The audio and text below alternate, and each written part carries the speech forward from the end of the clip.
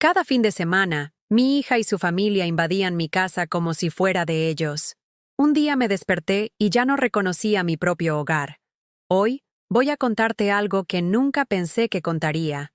Y si tú, por un segundo, sientes que esto te parece familiar, solo te pido que dejes un like y te suscribas. Me va a ayudar a continuar desahogándome. Mi nombre es Carmen. Tengo 67 años. Y durante los últimos 5 años he vivido una pesadilla silenciosa en lo que una vez fue mi refugio. Mi propia casa en las afueras de Sevilla. Era un viernes de octubre cuando todo cambió para siempre. Había pasado toda la mañana limpiando mi pequeña casa de 2 plantas. Esa que compré con mis ahorros cuando me jubilé de mi trabajo como maestra. La luz dorada del atardecer andaluz se filtraba por las cortinas de encaje que bordé yo misma, creando esas sombras danzantes que tanto me tranquilizaban. El aroma a azahar del patio se mezclaba con el olor del gazpacho que había preparado para la cena, pensando en disfrutar de una noche tranquila viendo mis novelas. Estaba arreglando los cojines del sofá cuando escuché el portazo del coche. Mi corazón se encogió. Era el Mercedes negro de mi yerno, Antonio. Sin avisar. Otra vez. La puerta se abrió sin que nadie llamara al timbre. Ya habían hecho copia de mis llaves hace meses. Para emergencias, me dijeron. Pero las emergencias se habían vuelto rutina.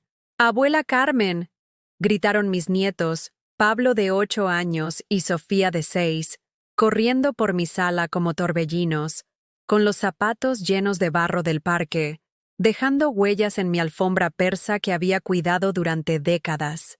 Detrás de ellos entró mi hija Isabel, de 35 años, con esa expresión de cansancio perpetuo que había adoptado desde que se casó con Antonio. Llevaba 3 maletas grandes y bolsas de supermercado. «Hola, mamá», me dijo sin siquiera mirarme a los ojos, dirigiéndose directamente a la cocina. «Venimos a pasar el fin de semana. Antonio tiene una reunión de trabajo el lunes temprano cerca de aquí, así que nos quedamos hasta entonces».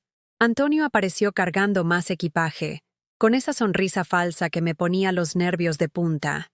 Era un hombre corpulento, siempre vestido con trajes caros, que trabajaba en una empresa de construcción. Su presencia llenaba cualquier espacio, pero no de alegría, sino de una autoridad tóxica que me hacía sentir pequeña en mi propia casa. «¿Cómo está mi suegra favorita?», dijo con esa voz impostada, dejando caer las maletas en mi recibidor como si fuera un hotel. Tragué saliva. Mis manos temblaron ligeramente mientras intentaba mantener la compostura. «Isabel, cariño, me hubiera gustado que me avisaras. Hoy pensaba descansar y mañana tengo cita con el médico». «Ay, mamá, no seas dramática», me cortó Isabel, abriendo mi nevera sin permiso y sacando ingredientes para preparar la cena. «Total, tú estás sola todo el tiempo. Deberías estar contenta de tener compañía». Esa palabra, sola, como si fuera una enfermedad, como si mi soledad me quitara el derecho a decidir sobre mi propio espacio. Los niños habían encontrado mis libros de cocina antigua y los estaban hojeando con las manos sucias, arrancando páginas sin darse cuenta. Uno de mis recetarios, el que heredé de mi madre, cayó al suelo con un sonido que me partió el alma. «Niños, por favor, cuidado con esos libros. Son muy especiales para la abuela», les dije con voz suave, intentando no sonar regañona. «Mamá, no seas tan quisquillosa», replicó Isabel, sin levantar la vista de la encimera donde estaba preparando bocadillos. «Son solo libros viejos. Los niños necesitan entretenerse». Antonio se había apropiado de mi sillón favorito, ese donde me sentaba cada tarde a leer y ver el atardecer por la ventana. Había encendido la televisión a un volumen ensordecedor y cambiado al partido de fútbol, pese a que sabía que yo no soportaba el ruido después de las 6 de la tarde. «Antonio, ¿podrías bajar un poco el volumen?», le pedí tímidamente. Me miró con esa sonrisa condescendiente que había perfeccionado. «Carmen, estamos en familia. Relájate un poco, ¿no? No seas tan cascarrabias». Cascarrabias. Quisquillosa. Dramática. Las palabras se acumulaban en mi pecho como piedras, cada una más pesada que la anterior. Mientras Isabel convertía mi cocina en un campo de batalla culinario, dejando platos sucios por todas partes y usando mis mejores cacerolas sin cuidado, yo me quedé de pie en el marco de la puerta, observando cómo mi refugio se desvanecía ante mis ojos. Los niños habían encontrado mis álbumes de fotos y los esparcían por el suelo del salón. Fotos de mi juventud, de mi difunto esposo Rafael, de los primeros años de Isabel cuando era pequeña, y me abrazaba como si fuera su heroína. Ahora esas memorias estaban tiradas como desperdicios. «Sofía, Pablo, esas fotos no son para jugar», exclamé, finalmente perdiendo la paciencia. Isabel se giró desde la cocina con irritación. «Mamá, son solo fotos. No pasa nada si se estropean. Además, ya están amarillentas. Deberías digitalizarlas o algo así». Sentí como algo se quebró en mi interior. No fueron las fotos. Fue el desprecio casual hacia todo lo que para mí tenía valor. La facilidad con la que descartaba décadas de memorias como si fueran basura. Esa noche, mientras ellos cenaban en mi comedor usando mis mejores platos sin preguntarme, yo me quedé en la cocina comiendo una simple tortilla francesa de pie, mirando por la ventana el naranjo que planté cuando me mudé aquí. Las risas llegaban desde el comedor, pero yo me sentía como un fantasma en mi propia casa. Cuando finalmente se fueron a dormir, dejando la casa hecha un desastre, me senté en mi cama y por primera vez en meses, me permití llorar. Lloré por la mujer que había sido, por la madre que creí ser, por el respeto que había perdido sin saber cuándo. Y en ese momento, mirando la foto de Rafael en mi mesilla de noche, susurré: «Amor mío, creo que he estado muerta en vida, y ni siquiera me había dado cuenta». Al día siguiente desperté con el cuerpo dolorido, como si hubiera cargado sacos de cemento toda la noche. Eran las 6 de la mañana, y ya se escuchaban los gritos de los niños corriendo por el pasillo. Mi casa, que durante 40 años había despertado con el canto de los gorriones y el aroma del café recién hecho, ahora se llenaba de caos antes de que el sol terminara de salir. Me levanté en silencio y me dirigí a la cocina. El desastre de la noche anterior seguía ahí. Platos sucios apilados en el fregadero, migas de pan por toda la encimera, la cafetera que heredé de mi madre llena de pozos sin limpiar. Isabel había usado mi juego de porcelana buena, esa que solo sacaba en Navidad, y había dejado una taza con una grieta que me partió el corazón. Mientras limpiaba en silencio, tratando de no despertar a nadie más, mi mente viajó a todos esos años en los que había dado todo por Isabel. Recordé cuando tenía 19 años y se quedó embarazada de Pablo. Antonio apenas ganaba para vivir entonces. Trabajaba de albañil y bebía más de la cuenta los fines de semana. «Mamá, necesito ayuda», me había dicho Isabel, con los ojos hinchados de llorar. «No puedo sola con esto. Antonio dice que no está preparado. Y yo, que acababa de enviudar y tenía mis propios ahorros para sobrevivir, abrí mi corazón y mi cartera. Pagué los gastos del médico, compré la cuna, el cochecito, la ropa del bebé. Cuando Pablo nació, me mudé con ellos durante 6 meses para ayudar con las noches sin dormir, cocinando, limpiando, cuidando al niño mientras Isabel se recuperaba, y Antonio buscaba trabajo mejor pagado. Pero los meses se convirtieron en años. Cada vez que tenían una emergencia económica, cada vez que Antonio perdía un empleo por llegar borracho, cada vez que necesitaban una niñera gratis, aparecía yo. La abuela Carmen, la salvavidas perpetua. Recordé cuando Antonio quiso montar su propia empresa constructora. Vino a mi casa un domingo, después de comer mi paella, que había tardado 3 horas en preparar, y se sentó en mi sofá con esa sonrisa que ya había aprendido a temer. «Carmen, eres como una segunda madre para mí», había dicho, poniéndome la mano en el hombro con falsa calidez. «Sabes que te respeto mucho, y por eso quiero pedirte un favor muy especial». Isabel estaba sentada a su lado, evitando mi mirada. Ya sabía lo que venía. «Necesitamos 25.000 euros para el negocio. Es una inversión segura. Te devolveremos hasta el último céntimo con intereses en 2 años máximo. 25.000 euros. La mitad de mis ahorros de toda una vida trabajando como maestra. Dinero que había guardado para mi vejez, para mis medicinas, para no ser una carga para nadie. «Antonio, es mucho dinero», había murmurado, sintiendo cómo las palabras se me atascaban en la garganta. «Mamá». Isabel había intervenido entonces, con esa voz dulce que solo usaba cuando necesitaba algo. Tú siempre dices que la familia es lo más importante. Esto es por nuestro futuro, por el futuro de tus nietos.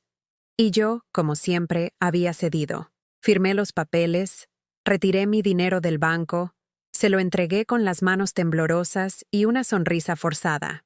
Gracias, Carmen, había dicho Antonio, guardando el cheque en su cartera sin siquiera mirarme. Sabía que podíamos contar contigo. Eres la mejor suegra del mundo. Eso fue hace 4 años. Nunca me devolvieron ni un euro. Cuando les pregunté tímidamente por el dinero al año siguiente, Antonio me miró con fastidio. Carmen, los negocios tienen altibajos. Ya sabes cómo está la economía. Dame tiempo. Mamá, no seas tacaña, añadió Isabel. Es que pareces que no confías en nosotros.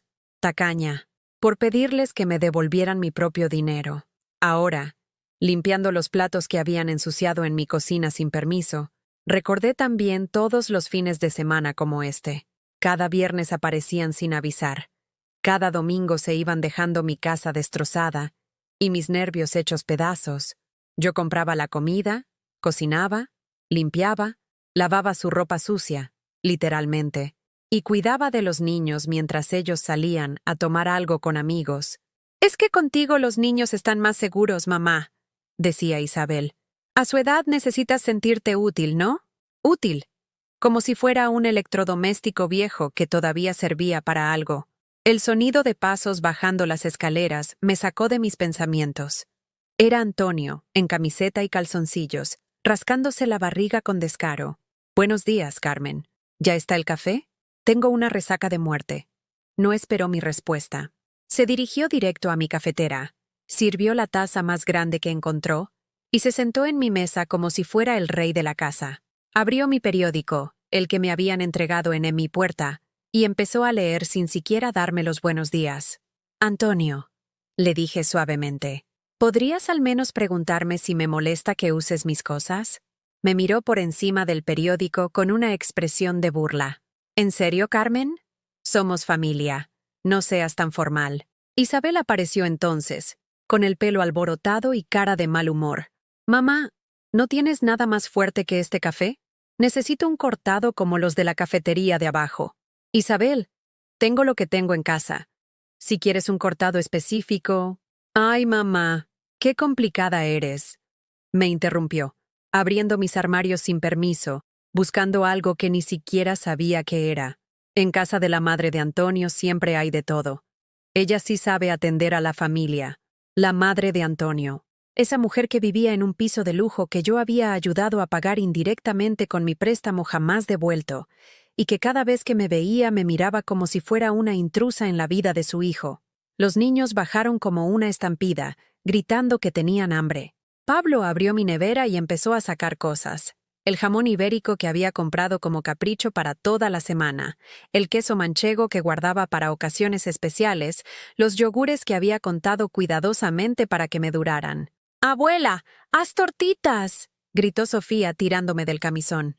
«Niños, la abuela acaba de despertarse», dije, intentando poner límites sin sonar brusca. «Carmen, no seas aguafiestas», dijo Antonio sin levantar la vista del periódico. «Los niños solo quieren desayunar. Solo quieren desayunar. Con mi comida, en mi cocina, ensuciando mis platos». Mientras yo me convertía en la sirvienta de mi propia casa, preparé las tortitas en silencio, viendo cómo se comían en 5 minutos lo que yo había planeado que me durara 3 días. Cuando terminaron, dejaron los platos sucios en la mesa y corrieron al salón a encender la televisión al volumen máximo. Isabel se acercó a mí mientras yo recogía los restos del desayuno. «Mamá, necesito que me hagas un favor», me dijo, usando ese tono meloso que ya conocía demasiado bien. Mi corazón se aceleró. Otro favor. Siempre había otro favor. La madre de Antonio cumple años la semana que viene y queremos hacerle una fiesta sorpresa. Necesitamos que nos prestes 500 euros para el restaurante y el regalo. Es importante causar buena impresión, ¿sabes? 500 euros. Para la fiesta de una mujer que nunca me había dirigido más que palabras frías y miradas despectivas. Isabel, mi pensión no es muy alta. 500 euros es mucho para mí. Mamá, su tono cambió inmediatamente, volviéndose áspero. Siempre tienes excusas cuando se trata de ayudar a la familia. Pero cuando necesitaste que te cuidáramos después de la operación, ahí estuvimos nosotros. La operación. Hacía 2 años me habían operado de la vesícula. Isabel vino a casa exactamente 3 días. Pasó la mayor parte del tiempo hablando por teléfono con sus amigas, y se fue diciendo que ya me veía muy recuperada, cuando yo apenas podía levantarme de la cama. Pero según su versión, habían sido mis ángeles guardianes. Te veo muy egoísta últimamente, mamá, continuó Isabel, cruzándose de brazos. Parece que solo piensas en ti misma. Egoísta, por no querer regalar el dinero de mi pensión a una mujer que me despreciaba. Está bien, murmuré, sintiendo cómo mi dignidad se desplomaba una vez más. Te haré una transferencia mañana. La sonrisa de Isabel regresó como por arte de magia. Sabía que podía contar contigo, mamá. Eres la mejor. Y me dio un beso en la mejilla. Uno de esos besos falsos que me quemaban la piel como ácido. Esa tarde, mientras ellos dormían la siesta en mi casa, yo me senté en el patio con una taza de manzanilla, mirando el naranjo que había plantado años atrás. Las hojas se movían suavemente con la brisa, y por un momento sentí una paz extraña. Era la calma antes de la tormenta que estaba a punto de desatarse en mi interior. El lunes por la mañana, cuando finalmente se marcharon dejando mi casa como si hubiera pasado un huracán, me senté en mi cocina y algo dentro de mí se rompió definitivamente. No fue un grito, no fue un llanto dramático. Fue algo mucho peor. Fue el silencio absoluto de una mujer que acababa de darse cuenta de que había estado viviendo como una extraña en su propia vida. Había perdido la cuenta de cuántos fines de semana como este había soportado. Cuántas veces había limpiado sus desastres, pagado sus caprichos, tragado sus desprecios. Mi calendario mental era una sucesión infinita de invasiones no solicitadas, de peticiones disfrazadas de órdenes, de sonrisas falsas que ocultaban manos extendidas. Mientras recogía las toallas húmedas que habían dejado tiradas en el suelo del baño, encontré algo que me heló la sangre. En la papelera había varios tests de embarazo, todos positivos. Isabel estaba embarazada de nuevo y no me había dicho nada. Me quedé allí parada, sosteniendo esas pequeñas varitas de plástico que anunciaban otro nieto en camino, otro motivo para que me necesitaran más, para que me exprimieran hasta la última gota de energía y dinero que me quedaba. Y lo que más me dolió no fue el embarazo en sí, sino el hecho de que ni siquiera habían considerado importante compartir la noticia conmigo. Era solo la abuela ATM, la cajera automática de emergencias. Esa tarde, mientras intentaba ordenar mis pensamientos regando mis plantas en el patio, sonó el teléfono. Era Isabel. Mamá, ¿cómo estás?, me preguntó con esa voz dulce que solo usaba cuando iba a pedirme algo importante. Bien, hija. Limpiando todavía el desastre del fin de semana. Ay, mamá, no exageres. Solo fuimos 2 días. Se rió, como si mis sentimientos fueran una broma. Te llamo porque necesito hablar contigo de algo importante. Ahí estaba. El verdadero motivo de la llamada. Estoy embarazada otra vez, mamá. Antonio y yo estamos muy contentos.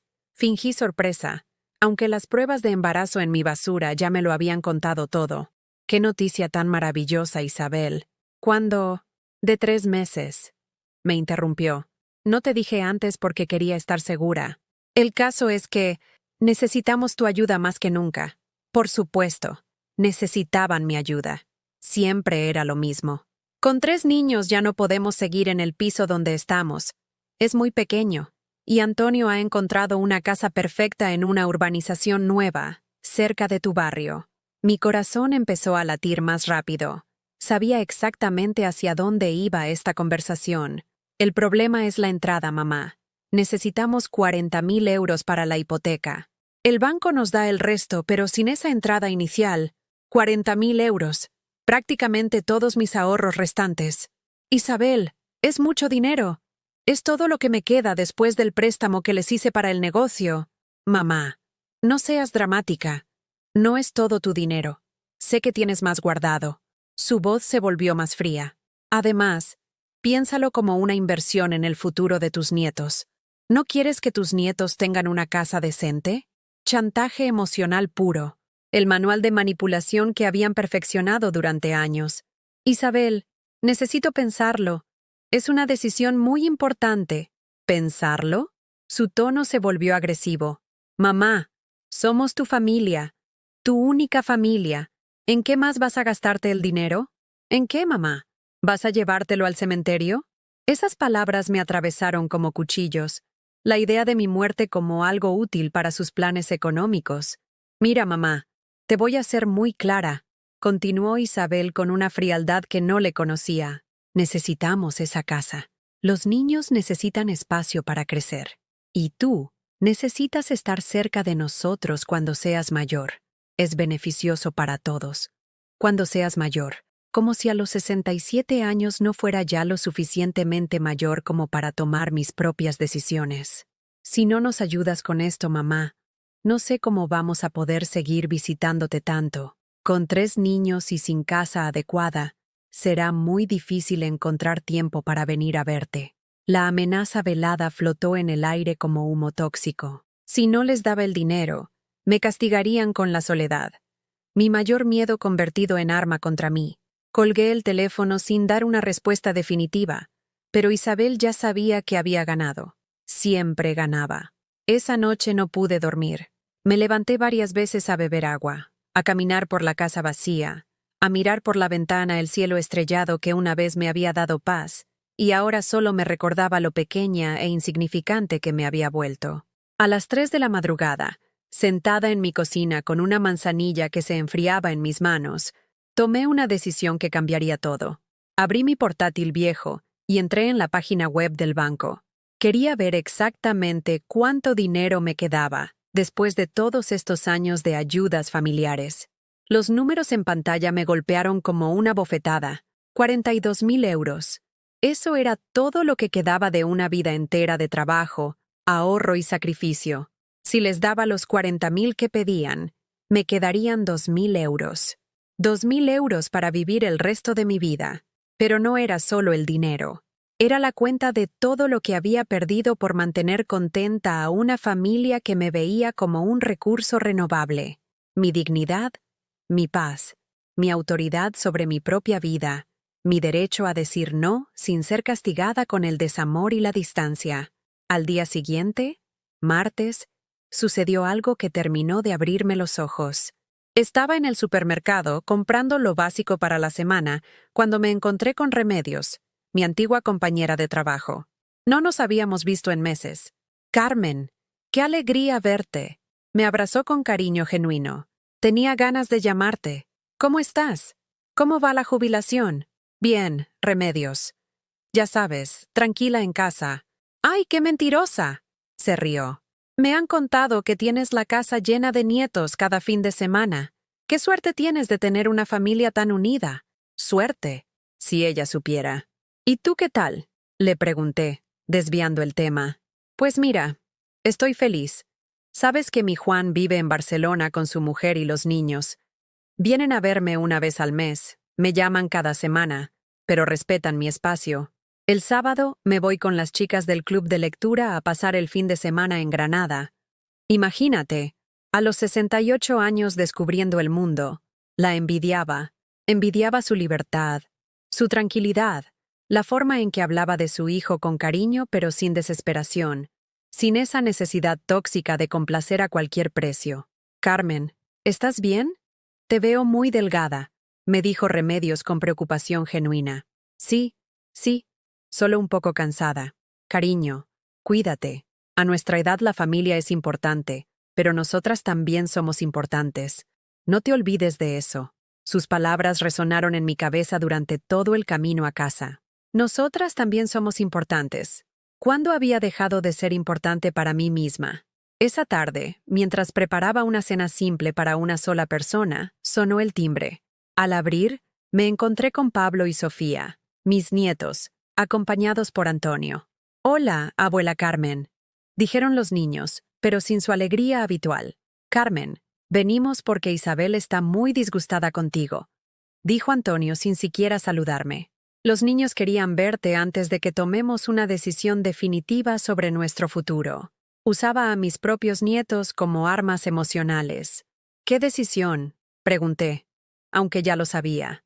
Si no nos ayudas con la casa, tendremos que mudarnos lejos de Sevilla. He recibido una oferta de trabajo en Valencia. Los niños tendrán que cambiar de colegio, dejar a sus amigos.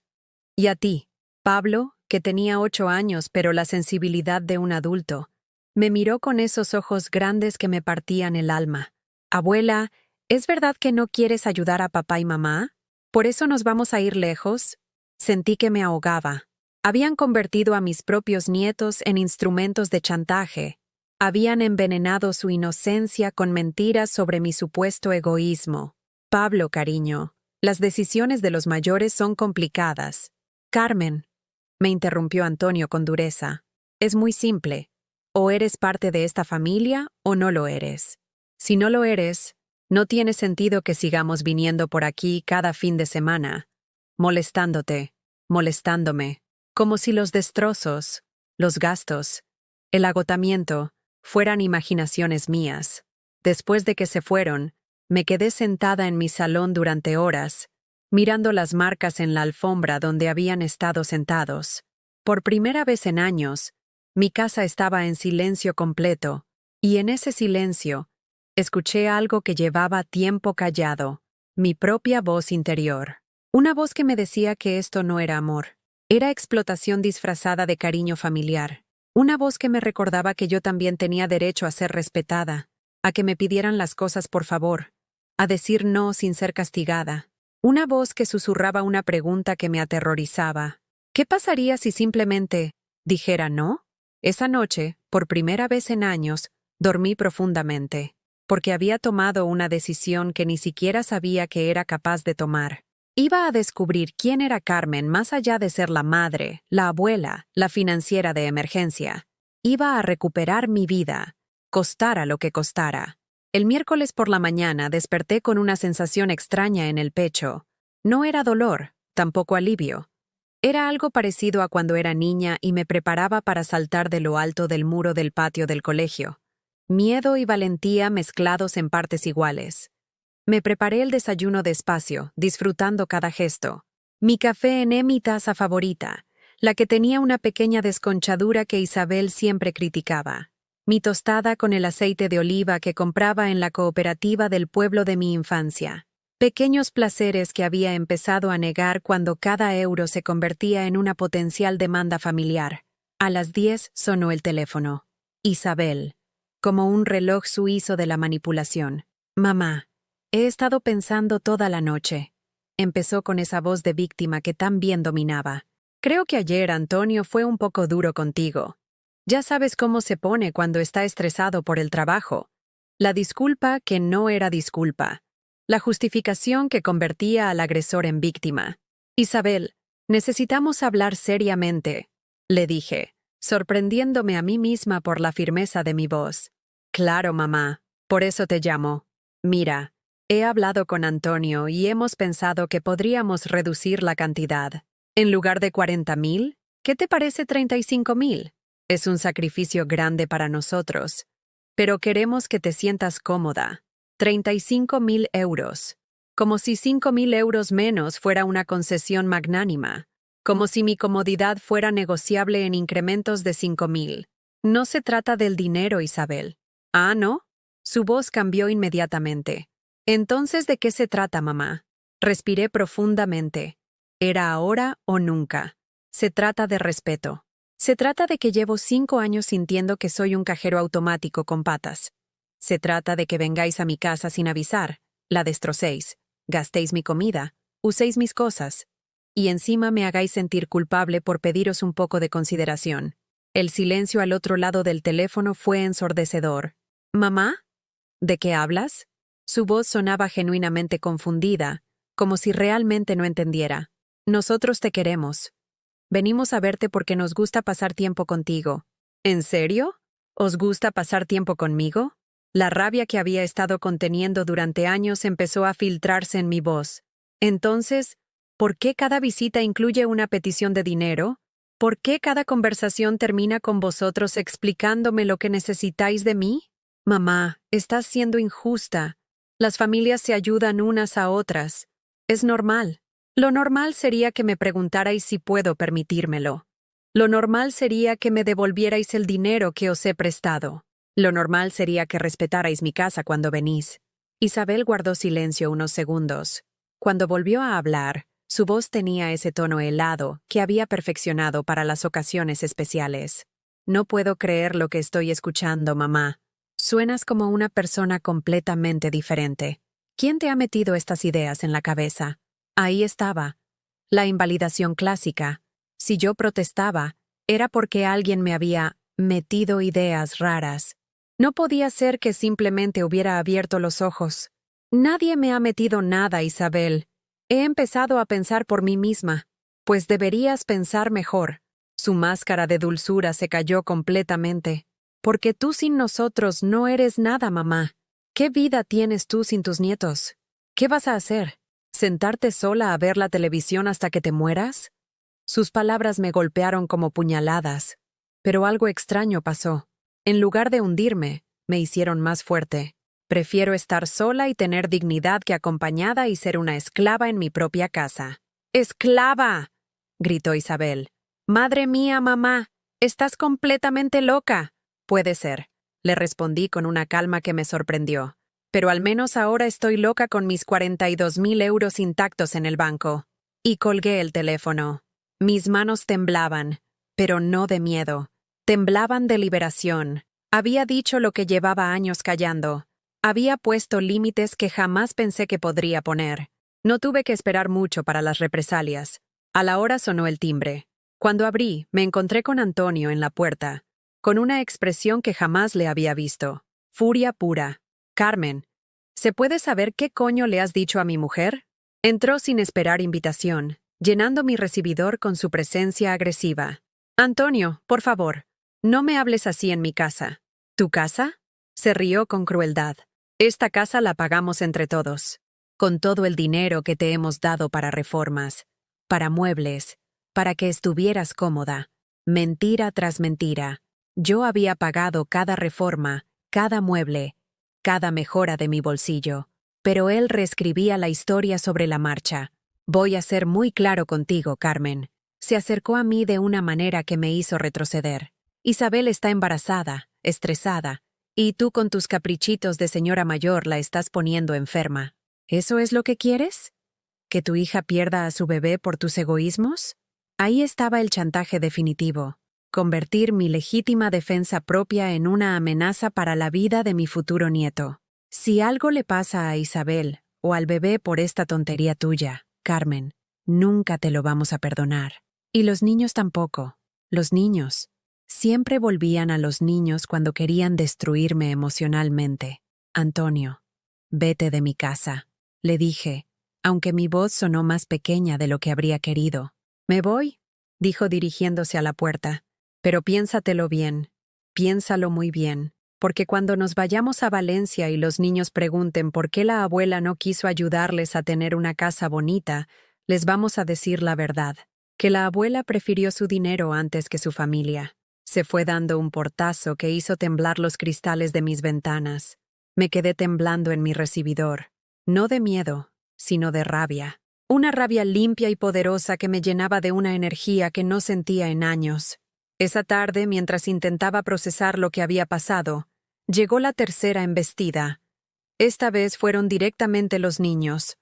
Pablo y Sofía aparecieron en mi puerta solos, con sus caritas tristes y sus ojos enormes brillantes de lágrimas contenidas. «Abuela Carmen», dijo Pablo con voz temblorosa, «mamá está llorando mucho. Dice que estás enfadada con nosotros». Mi corazón se partió en pedazos. Habían enviado a los niños como último recurso emocional. «No estoy enfadada con vosotros, tesoros míos». Me agaché para ponerme a su altura. «Nunca podría estar enfadada con vosotros». «Entonces, ¿por qué mamá dice que no nos quieres ayudar?», preguntó Sofía. «¿No nos quieres, abuela?». Las lágrimas se me saltaron. Ver cómo utilizaban a mis propios nietos, cómo envenenaban su inocencia con mentiras sobre mi amor hacia ellos, fue la gota que colmó el vaso. «Os quiero más que a mi vida», les dije, abrazándolos con fuerza. «Pero a veces los adultos discuten sobre cosas de adultos. No es culpa vuestra, ¿vale?». Pero si nos vamos a Valencia, ya no podremos venir los fines de semana, sollozó Pablo. Y tú te vas a quedar sola. Pablo, cariño, a veces las personas mayores necesitamos estar un poco solas para pensar. No significa que no os queramos. En ese momento apareció Isabel en mi jardín, como si hubiera estado esperando el momento perfecto para hacer su entrada triunfal. Niños, venid aquí, les gritó. Ya habéis hablado suficiente con vuestra abuela. Los niños me miraron con confusión. Pablo, que siempre había sido el más sensible, se aferró a mi pierna. No queremos irnos, abuela. Pablo, ven aquí ahora mismo. La voz de Isabel sonó más dura de lo normal. La abuela necesita descansar. Cuando los niños se fueron, Isabel me miró desde la verja de mi jardín con una expresión que jamás olvidaré. No era tristeza, ni siquiera rabia. Era desprecio puro. Espero que seas feliz, mamá, me dijo con una frialdad que me heló la sangre. Espero que tus principios y tu dinero te den mucha compañía cuando estés aquí sola. Isabel, intenté decir algo, pero ella ya se había dado la vuelta. Ah, y no nos esperes el próximo fin de semana, ni el siguiente, ni ningún otro.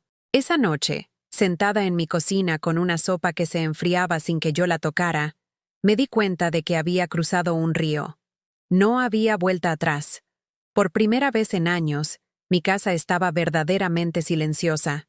No había gritos de niños, no había televisión a todo volumen, no había conversaciones que me ignoraran, solo silencio. Y en ese silencio, empecé a escuchar algo que llevaba mucho tiempo apagado, el sonido de mi propia respiración, el sonido de una mujer que, después de décadas, había recordado que tenía derecho a existir por sí misma. Los primeros días después de la ruptura fueron extraños. Mi casa, que había vivido en constante expectativa de la próxima invasión, ahora respiraba con un ritmo diferente. Era como si las paredes mismas se hubieran relajado, como si los muebles hubieran recuperado su posición natural después de años de ser movidos y maltratados. El viernes por la tarde, cuando normalmente escucharía el rugido del Mercedes de Antonio en mi entrada, solo había silencio, un silencio dorado, lleno de posibilidades que había olvidado que existían. Por primera vez en 5 años, mi fin de semana me pertenecía completamente. No sabía qué hacer conmigo misma. Era patético reconocerlo, pero había olvidado cómo vivir sin estar en función de otros. Me quedé sentada en mi sofá, en mi sofá, sin tener que preocuparme por si alguien lo iba a manchar con chocolate o a saltar encima con zapatos sucios. El sábado por la mañana desperté sin prisa. ¿Qué concepto tan extraño? Despertar sin prisa. Nadie gritaba en el pasillo. Nadie exigía desayuno inmediato. Nadie ocupaba mi baño durante horas dejando toallas mojadas por el suelo. Me preparé el café despacio, usando mi cafetera italiana que Isabel siempre criticaba porque tardaba demasiado. Puse una cucharadita de azúcar moreno, ese que guardaba para ocasiones especiales y que normalmente desaparecía en una sola mañana cuando venían los niños. Me senté en mi patio, envuelta en la bata que hacía tiempo no usaba, porque Antonio siempre hacía comentarios sobre arreglarse delante de la familia. El sol matutino me calentaba la cara mientras escuchaba a los gorriones que habían vuelto a cantar en mi naranjo. Habían estado silenciosos durante meses, asustados por el ruido constante de los fines de semana. «Buenos días, pequeños», les dije en voz alta, sin importarme si parecía una loca hablando sola. Era mi casa. Podía hablar con quien quisiera. Por primera vez en años, desayuné sentada, no de pie en la cocina mientras preparaba el desayuno de otros 5. Me tomé todo el tiempo del mundo para comer mi tostada con tomate, para saborear cada gota del café que nadie más podía criticar. A las 11 sonó el teléfono. Mi corazón se aceleró por un momento. ¿Sería Isabel? ¿Habrían cambiado de opinión? Era Remedios. «Carmen, ¿cómo estás, cariño? He estado pensando en ti desde que nos vimos en el supermercado». Su voz sonaba a preocupación genuina, no a la falsa preocupación que escondía peticiones de dinero. «Estoy bien, Remedios. Diferente, pero bien. ¿Te apetece que nos veamos? Las chicas del club de lectura vamos a tomar tapas esta tarde en el rinconcito. ¿Por qué no vienes? Club de lectura. Hacía años que había dejado de leer porque cada libro que compraba terminaba roto o perdido después de un fin de semana con los nietos. Había dejado de ir a cualquier sitio porque siempre tenía que estar disponible para las emergencias familiares. No sé, Remedios. Hace tiempo que no salgo. Precisamente por eso. Vamos, Carmen. Te va a sentar bien. Son mujeres muy agradables. Y hoy hablamos del último libro de Almudena Grandes. Te va a encantar. Dudé. Parte de mí esperaba que en cualquier momento sonara el timbre y aparecieran todos pidiendo perdón, diciendo que habían exagerado, que me necesitaban. Pero otra parte, una parte que había estado dormida durante años, quería salir de estas 4 paredes y recordar quién había sido antes de convertirme en la abuela cajero automático. Está bien, dije, sorprendiéndome a mí misma. ¿A qué hora quedamos? A las 6 en el rinconcito. Te va a encantar. Ya verás. Después de colgar, me di cuenta de que había aceptado algo sin consultar con nadie, sin pensar si estaría disponible por si me necesitaban, sin calcular si podía permitirme gastar dinero en tapas. Por primera vez en años, había tomado una decisión pensando solo en mí. Me duché con calma, usando mi gel de rosa mosqueta que guardaba para ocasiones especiales y que siempre desaparecía cuando venía la familia. Me puse un vestido azul que llevaba años colgado en el armario, porque Isabel siempre decía que me quedaba muy serio para mi edad. Me miré en el espejo y vi a una mujer de 67 años que, por primera vez en mucho tiempo, no parecía agotada. El Rinconcito era un bar pequeño en el centro de Sevilla, lleno del tipo de ambiente cálido que había olvidado que existía. Remedios me presentó a las otras 4 mujeres del club. Pilar, una antigua enfermera de 72 años, Mercedes, que había sido profesora de instituto, Lola, viuda desde hacía 10 años, y Amparo, que había montado una pequeña floristería después de jubilarse. Carmen también fue maestra, les dijo Remedios. Estuvo 40 años enseñando en el Colegio San José. ¡40 años! Exclamó Pilar. Eso es vocación de verdad. Hacía tanto tiempo que alguien me reconocía por algo que había logrado yo, no por ser la madre o la abuela de alguien, que casi se me saltaron las lágrimas. Hablamos del libro, pero también de nuestras vidas. Estas mujeres habían encontrado maneras de ser felices en su madurez, sin sacrificar su dignidad. Mercedes viajaba sola a países que siempre había querido conocer. Amparo había empezado a pintar acuarelas. Lola daba clases de baile en el centro cultural del barrio. ¿Y tú qué haces en tu tiempo libre, Carmen?, me preguntó Mercedes. La pregunta me pilló desprevenida. ¿Qué hacía en mi tiempo libre? ¿Cuándo había sido la última vez que había tenido tiempo libre? Bueno, hasta hace poco cuidaba mucho de mis nietos. ¡Qué bonito!, dijo Lola. Yo también tengo nietos en Madrid. Los veo en vacaciones y hablamos por videollamada cada semana. Es maravilloso poder mimarlos sin tener la responsabilidad diaria, ¿verdad? Sin tener la responsabilidad diaria. ¡Qué concepto tan revolucionario! Poder querer a tus nietos sin ser su canguro a tiempo completo. Pero ahora que tienes más tiempo para ti, continuó Mercedes, ¿hay algo que siempre hayas querido hacer y no hayas podido? Otra pregunta que me dejó muda. ¿Qué quería hacer? Había estado tanto tiempo siendo lo que otros necesitaban que había olvidado por completo qué quería yo. Siempre me gustó la jardinería, dije tímidamente. Antes tenía un huerto pequeño, pero lo dejé porque, bueno, por falta de tiempo. Pues hay que recuperarlo, exclamó Amparo. En mi floristería tengo semillas de todo tipo. Te puedo dar consejos sobre qué plantar en esta época. Y en la biblioteca hay un grupo de intercambio de plantas, añadió Pilar. Se reúnen los martes. Son gente muy maja. Me quedé callada, abrumada por la generosidad desinteresada de estas mujeres que acababa de conocer. No me pedían nada. Solo me ofrecían compañía, consejos, amistad, sin condiciones. Cuando llegué a casa esa noche, con una pequeña maceta que Amparo me había regalado, y el teléfono de Mercedes para quedar otro día, mi casa no me pareció vacía. Me pareció llena de posibilidades.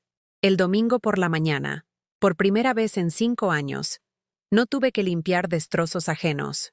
No había vasos pegajosos en la mesa, ni migas en el sofá, ni toallas húmedas en el suelo. La casa estaba tal como la había dejado. Planté la maceta de amparo en mi patio, junto al naranjo. Era una pequeña planta de lavanda que, según me había explicado, florecería en primavera y llenaría el jardín de un aroma relajante. Vamos a cuidarnos mutuamente, le dije a la plantita. Esa tarde, mientras regaba mis otras plantas que habían estado abandonadas durante tanto tiempo, sonó el teléfono. Durante un segundo mi corazón se aceleró, pero era Pilar del club de lectura. Carmen, cariño, ¿te apetece venir mañana conmigo al Centro Cultural? Hay una conferencia sobre los jardines de Andalucía. Pensé que te podría interesar. Me encantaría, respondí sin dudar. Después de colgar, me di cuenta de que había pasado todo un fin de semana sin pensar ni una sola vez en si Isabel estaría bien, en si los niños me echarían de menos, en si Antonio habría reconsiderado su postura. Por primera vez en años, había vivido 2 días pensando en Carmen. Y Carmen, descubrí, era una mujer interesante que tenía mucho que ofrecer al mundo más allá de su cartera y su disponibilidad incondicional. Esa noche, mientras me preparaba para acostarme en mi cama, sin tener que preocuparme de si alguien la iba a ocupar sin permiso, me miré en el espejo del baño. La mujer que me devolvía la mirada ya no tenía esa expresión de cansancio perpetuo. Sus ojos tenían un brillo que había estado apagado durante años. Buenas noches, Carmen, me dije a mí misma. Mañana vamos a seguir descubriendo quién eres realmente. Y por primera vez en mucho tiempo, tenía ganas de que llegara mañana, no para servir a otros, sino para servir a mi propia vida, que acababa de empezar a latir de nuevo. 3 semanas después de mi despertar, cuando ya había empezado a creer que mi nueva vida podía seguir su curso en paz, llegó la tormenta final. Era un martes por la tarde. Acababa de regresar del grupo de intercambio de plantas en la biblioteca, con nuevos esquejes que una señora muy amable me había dado para mi jardín. Tenía las manos llenas de tierra y el corazón lleno de una tranquilidad que había aprendido a valorar cuando escuché el familiar rugido del Mercedes negro en mi entrada. Pero no venían solos. Esta vez habían traído refuerzos. Cuando abrí la puerta, me encontré con un comité de bienvenida que jamás había visto.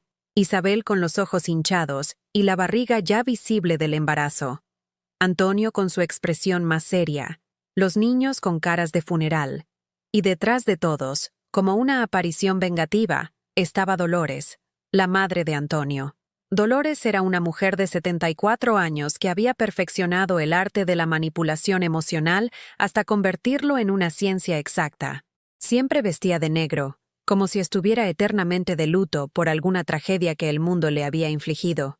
Sus ojos pequeños y astutos no perdían detalle, y su boca arrugada siempre estaba lista para pronunciar las palabras precisas que más daño podían hacer. «Carmen», dijo Dolores con esa voz que sonaba a sentencia judicial, «necesitamos hablar contigo.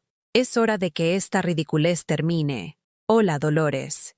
«Hola a todos», respondí, manteniéndome firme en la puerta sin invitarlos a pasar. «¿Qué os trae por aquí?» «¿Qué nos trae?» Isabel se adelantó con lágrimas que parecían ensayadas. «Mamá, llevamos 3 semanas sin hablar. Los niños te echan de menos. Yo te echo de menos. ¿No te da pena vernos así?» Pablo y Sofía me miraban con esos ojos enormes que siempre conseguían partir mi corazón. Pero esta vez, en lugar de ceder inmediatamente, me fijé en algo que antes había pasado por alto. No parecían realmente tristes. Parecían confundidos, como si los hubieran preparado para representar un papel que no entendían completamente. «Podéis pasar», dije finalmente, «pero quiero que quede claro que esta es mi casa y aquí se respetan mis reglas». Antonio soltó una risa amarga. «Tus reglas, Carmen, como si fueras la reina de Inglaterra». Entraron como un ejército de ocupación. Dolores se dirigió directamente a mi sofá, el lugar de honor, y se instaló allí como si fuera su trono personal. Isabel se sentó a su lado, agarrándose dramáticamente la barriga. Antonio se quedó de pie, dominando el espacio con su presencia intimidante.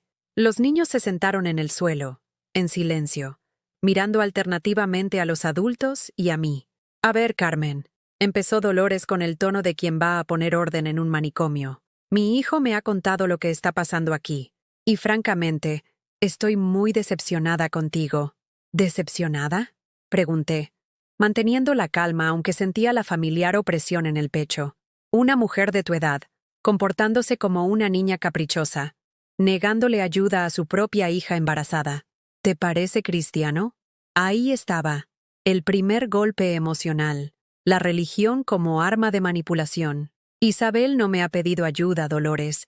Me ha exigido 40.000 euros sin siquiera consultarme si podía permitírmelo. ¡40.000 euros! Saltó Dolores, llevándose la mano al corazón como si fuera a desmayarse. ¡Como si fueran 40 millones! Carmen, tú no te vas a llevar ese dinero a la tumba. ¿Para qué lo quieres? ¿Para gastártelo en caprichos de vieja?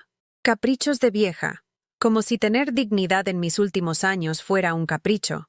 Isabel empezó a llorar con más intensidad. Mamá, estoy embarazada, estresada. Mi marido está trabajando 18 horas al día para sacar el negocio adelante. Los niños necesitan estabilidad. Y tú te comportas como si fuéramos extraños que te están pidiendo limosna. No sois extraños, dije, eligiendo cada palabra con cuidado. Sois mi familia. Pero eso no os da derecho a usar mi casa como hotel y mi cuenta bancaria como su caja fuerte personal. Antonio explotó. Ya está bien de tanto drama. Se acercó a mí con esa actitud intimidante que tan bien conocía. Carmen, vamos a hablar claro. Tú tienes dinero que no necesitas. Nosotros tenemos necesidades reales. Es así de simple. ¿Dinero que no necesito? Mi voz empezó a subir de tono. Antonio, tengo 67 años. Ese dinero es para mi vejez, para mis medicinas, para no ser una carga para nadie cuando ya no pueda valerme por mí misma. Tonterías, intervino Dolores. Para eso está la familia. ¿Crees que yo me preocupo por el dinero a mi edad? Mis hijos me cuidan, y punto. Tus hijos te cuidan porque te respetan, le dije, mirándola directamente a los ojos. A mí me tratan como a una empleada doméstica que además paga por el privilegio de trabajar. Isabel se levantó dramáticamente del sofá. «¡No puedo más!», gritó. «No puedo más con esta situación. Mamá, me estás matando. El médico me ha dicho que tengo la tensión alta por el estrés. ¿Eso es lo que quieres? ¿Que pierda a tu nieto? El chantaje definitivo. Mi futuro nieto como arma emocional. Isabel, si tienes la tensión alta es porque llevas años viviendo por encima de vuestras posibilidades. No porque yo me niegue a financiar vuestros caprichos». «¡Caprichos!», gritó Antonio. «Una casa digna para nuestros hijos son caprichos. Una casa de 400.000 euros cuando podríais vivir perfectamente en una de 200.000 es un capricho», le respondí con firmeza. Dolores se levantó entonces, con toda la solemnidad de un juez pronunciando sentencia. «Carmen, me das mucha pena», dijo con voz helada. «Mucha pena. Eres una mujer amargada que va a terminar sus días sola, sin familia, sin amor, con solo tu dinero para hacerte compañía. Puede ser», le respondí, sorprendiéndome por mi propia serenidad. «Pero prefiero estar sola con dignidad que acompañada siendo humillada constantemente». «Mamá». Isabel se acercó a mí con una última jugada desesperada. «Yo sé que en el fondo nos quieres. Sé que esto es solo una racha, que estás pasando por algo raro. Podemos ir juntas a un psicólogo, hablar de tus problemas». «Mis problemas». Claro, si yo protestaba por años de abuso emocional, el problema era mi salud mental. Isabel, mi único problema ha sido tardar 67 años en darme cuenta de que merezco respeto, incluso de mi propia hija. Antonio se dirigió hacia la puerta con movimientos bruscos. «Se acabó, Carmen. Se acabó todo. Nos vamos a Valencia la semana que viene. Para siempre. Y cuando los niños sean mayores y pregunten por su abuela Carmen, les vamos a decir que eligió el dinero antes que a su familia». Pablo, que hasta entonces había permanecido callado, se acercó a mí con lágrimas en los ojos. «Abuela Carmen, ¿de verdad no nos quieres? ¿Por eso no quieres ayudar a papá y mamá?». Me arrodillé para quedar a su altura y le tomé las manitas. «Pablo, mi niño, te quiero más que a mi propia vida, a ti y a Sofía. Pero querer a alguien no significa darle todo lo que pide sin importar las consecuencias». «No lo entiendo, abuela. Algún día lo entenderás, tesoro. Algún día entenderás que el verdadero amor incluye límites y respeto. Dolores se dirigió hacia la puerta con aire triunfal. «Vámonos de aquí», declaró. «No se puede razonar con una persona tan egoísta. Carmen, espero que seas muy feliz con tu dinero. Cuando estés en una residencia de ancianos porque no tienes a nadie que te cuide, acuérdate de esta conversación». Isabel me lanzó una última mirada llena de rencor. «Mamá, esta es tu última oportunidad. O nos ayudas, o se acabó todo entre nosotros. Para siempre». «Isabel», le dije, levantándome con toda la dignidad que pude reunir, «si vuestro amor está condicionado a mi dinero, entonces nunca fue amor de verdad». Se fueron dando un portazo que hizo temblar toda la casa. Los niños se fueron llorando, confundidos por una situación que los adultos habían convertido en campo de batalla emocional. Me quedé sola en mi salón, temblando, pero no de miedo, temblaba de liberación. Por primera vez en mi vida, había elegido mi dignidad por encima del miedo al abandono. Fui a mi habitación y saqué de mi mesilla de noche una foto familiar de hace 5 años. Ahí estábamos todos. Isabel sonriendo falsamente, Antonio con su aire de superioridad, los niños pequeños e inocentes, y yo con esa expresión de cansancio y resignación que había llevado como uniforme durante años. Tomé la foto y, sin drama, sin rabia, simplemente la guardé en un cajón. No la rompí, no la tiré, la guardé, porque había sido parte de mi vida. Pero ya no iba a estar en un lugar visible, recordándome constantemente lo que había perdido. Porque no había perdido una familia, había perdido una carga. Esa noche, mientras cenaba en mi cocina una simple tortilla francesa con ensalada, sonó el teléfono. Era Remedios. «Carmen, ¿cómo estás? Pilar me ha contado que hoy no fuiste al grupo de plantas. ¿Te encuentras bien?» «He tenido un día intenso», le dije. «Pero estoy bien. Mejor que bien, de hecho. ¿Te apetece que vayamos mañana a tomar un café? Me gustaría que me contaras ese nuevo proyecto de huerto que tienes en mente». Sonreí.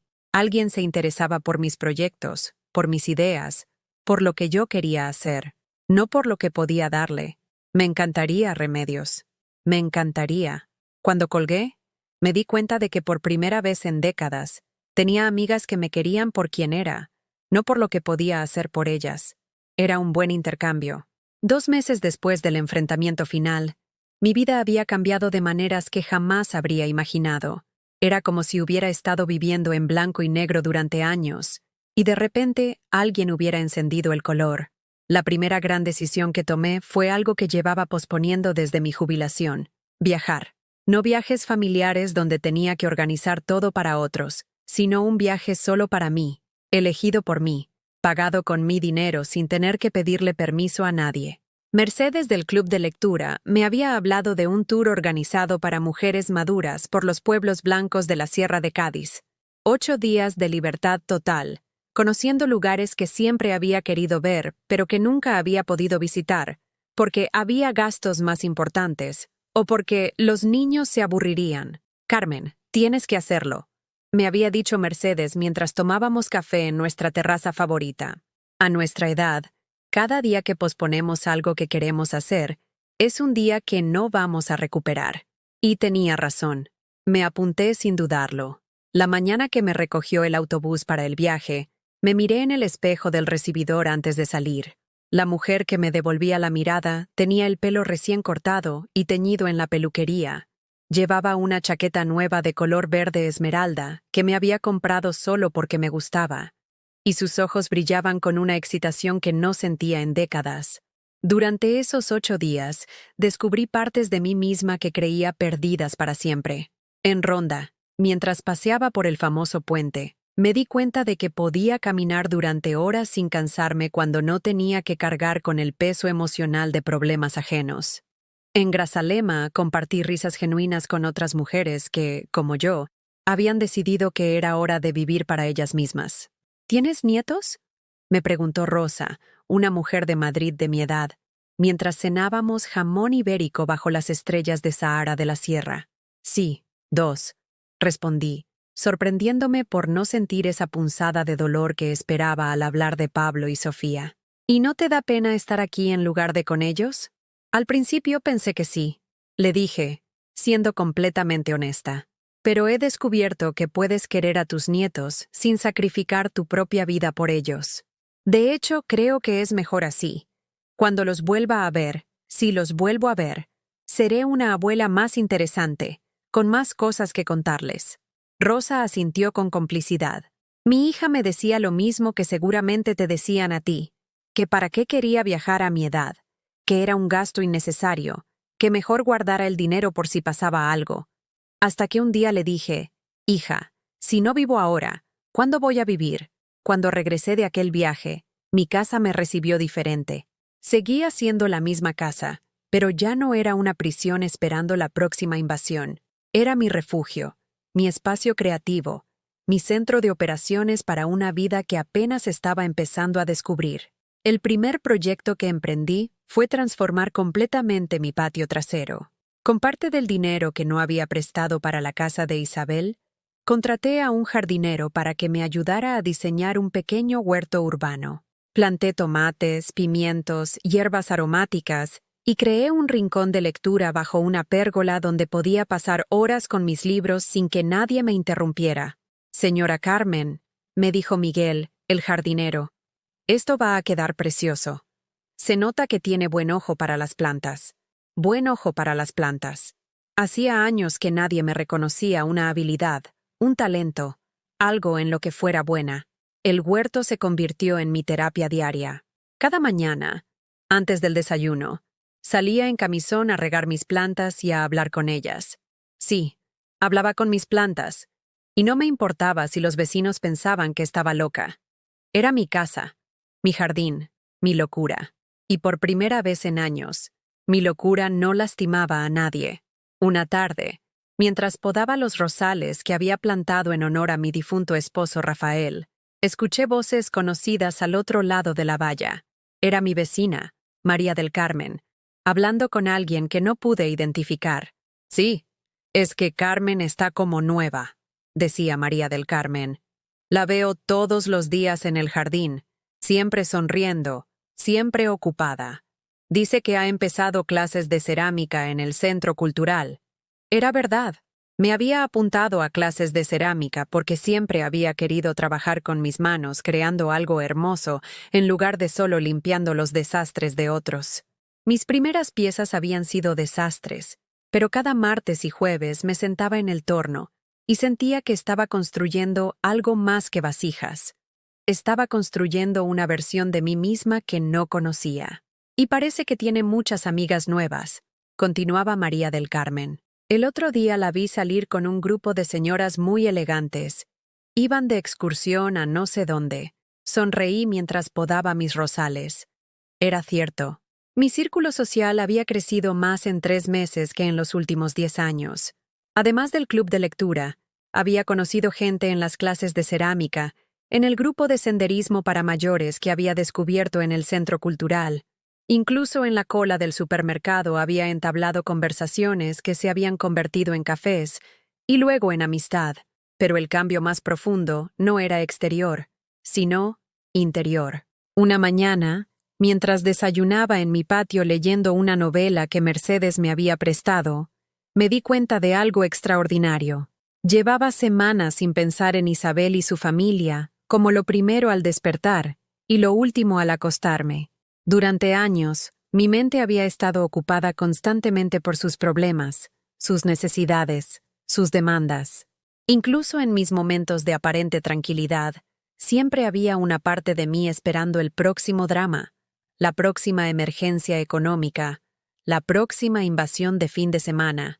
Ahora, mis mañanas empezaban pensando en qué libro iba a leer, en si mis tomates necesitaban más agua, en si llamaría a Remedios para planear alguna escapada, en qué nueva receta probaría para la cena, pensamientos que giraban alrededor de mis propios deseos, mis propias necesidades, mi propia vida. Una tarde, mientras esperaba en la consulta del médico para mi revisión anual, ocurrió algo que me sorprendió. El médico, el doctor Herrera, que me conocía desde hacía 15 años, me miró con expresión intrigada mientras revisaba mi historial. Carmen, no sé qué está haciendo usted diferente, pero sus análisis están excelentes. La tensión arterial está perfecta, El colesterol ha bajado, y en general parece 10 años más joven que la última vez que la vi. ¿En serio? Pregunté genuinamente sorprendida. ¿En serio? De hecho, ya no necesita la pastilla para la tensión que llevaba tomando 3 años. Su cuerpo se ha desestresado de manera notable. ¿Ha cambiado algo importante en su vida? Bueno, he aprendido a decir que no, le dije, provocando una sonrisa en el doctor. Pues siga haciéndolo. Está funcionando. Salí de la consulta con una sensación de triunfo que no esperaba. Mi cuerpo mismo había respondido a mi liberación emocional. Años de estrés por complacer a otros habían estado literalmente enfermándome, y ahora que había recuperado control sobre mi vida, hasta mi salud física había mejorado. Esa noche llamé a Remedios para contarle las buenas noticias del médico. No me sorprende nada, Carmen, me dijo. Cuando nos vimos por primera vez en el supermercado hace meses, parecías una mujer que se estaba desvaneciendo. Ahora, cada vez que te veo, tienes más color, más energía, más presencia. Presencia. ¡Qué palabra tan poderosa! Había recuperado mi presencia en mi propia vida. ¿Sabes qué es lo más extraño? Le confesé a Remedios.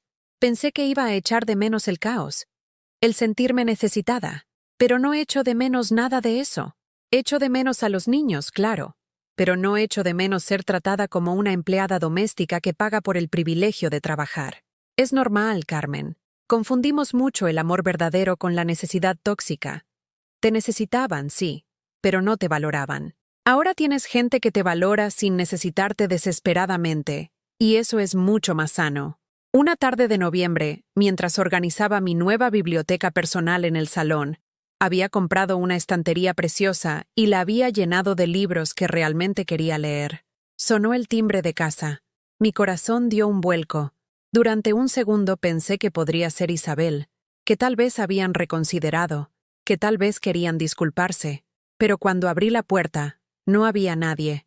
Solo un ramo de flores silvestres en el escalón, con una nota escrita a mano en papel infantil. Para la abuela Carmen. Te echamos de menos. Pablo y Sofía. Me quedé allí parada, con el ramo en las manos, sintiendo cómo las lágrimas corrían por mis mejillas. Pero no eran lágrimas de tristeza. Eran lágrimas de una paz profunda, de la certeza de que el amor verdadero, incluso el de unos niños de 8 y 6 años, puede existir independientemente de las manipulaciones de los adultos. Puse las flores en mi jarrón favorito, el de cristal azul que había heredado de mi madre y que Isabel siempre había criticado por anticuado. Las coloqué en el centro de mi mesa de comedor, donde podía verlas mientras desayunaba, almorzaba y cenaba. Esa noche, mientras cenaba sola pero no lonely, había aprendido la diferencia entre estar sola y sentirse sola. Miré las flores y susurré. Yo también os echo de menos, tesoros míos. Pero ahora sé que cuando nos volvamos a ver, si nos volvemos a ver, será porque realmente quieren estar conmigo, no porque sus padres me necesiten para algo. Y por primera vez en años, esa posibilidad me llenaba de esperanza en lugar de miedo.